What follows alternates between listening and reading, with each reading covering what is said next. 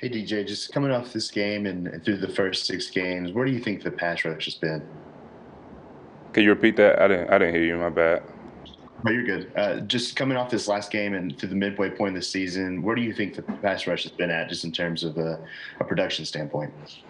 It definitely needs to improve. I feel like it started off pretty well in the first couple of games, and it kind of spiraled downward. But yeah, it needs to improve. It's not good enough. Michael.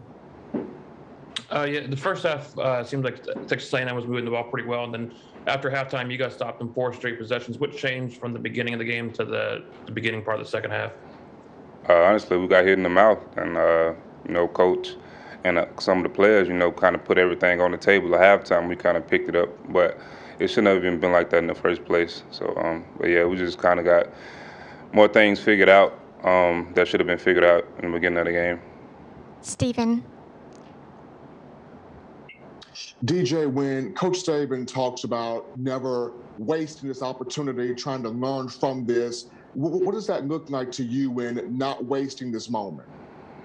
I feel like it started with just preparation. We should have never been in that situation in the first place. It started on Monday, carried over to Tuesday, Wednesday, and Thursday, just from the lack of preparation.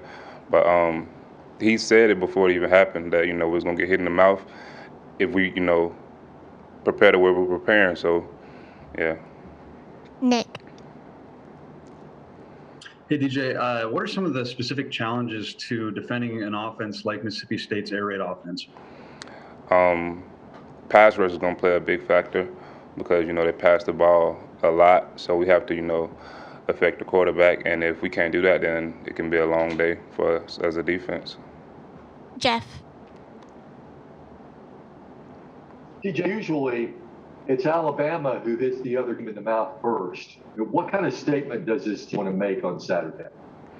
It's going to make a huge statement. I feel like it should. I feel like a lot of guys, it should have opened their eyes, from that game. And I feel like now we have a point to prove because, everybody wants to beat us and everybody probably feel like they can beat us now because of what we put on film and, how we played. Mike. Yeah, DJ, you mentioned kind of seeing it during the week, Monday, Tuesday, Wednesday, just being in your third year now. Do you notice that in the moment, and what makes a bad practice versus a good practice to you? I feel like the way you approach the practice is everything. If you look at it like it's going to be bad, long, hot, then that's the way you're going to practice. I feel like, people's mindset wasn't there in the beginning of the week, and it showed on Saturday. So I feel like you got to approach it with, energy as a day to get better and a way to get better. Well, DJ, kind of bouncing off that, how do you think, I know it's still early in the week, but how did practice go yesterday? How is the team looking and preparing this week? I feel like the last game kind of opened everyone's eyes, and I feel like now people see like you can't do that and then expect to come out and on top when you playing these good teams. So yesterday was well, and we just have to carry it over into today. Charlie. Yeah, yesterday, Will Anderson said that he thinks it's important for the outside linebackers, the defensive linemen, the guys in the defensive front to sit down and watch film together so they can stay in the right pass rush lanes and everything like that. Communication would be better. Do you think that would be beneficial? Has that been a point of emphasis? Just what are your thoughts on that? Yeah, he's 100% right. It's about rushing together, and as a unit, you have to rush collectively to be successful to rush the passer. If one person is doing his job and that person next to him not doing his job, then you won't get the outcome that you want to get. So I feel like that's very important, and we do need to do that. Michael.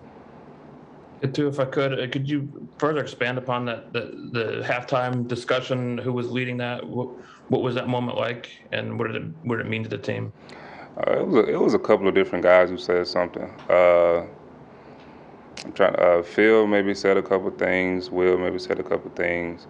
I talked to some of our guys, but it was just, I feel like it was an eye-opener for a lot of guys who haven't been in that situation before. We haven't played from behind really in a while, so I feel like it just opened everyone's eyes and made people realize, that, how you prepare is everything.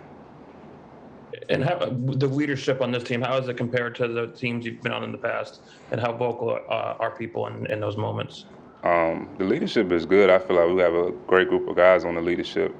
I just feel like more people should, just follow in their footsteps and just listen to what they're saying, because a lot of guys have already been in their shoes before. So I just feel like now it's just match the leaders and, follow them.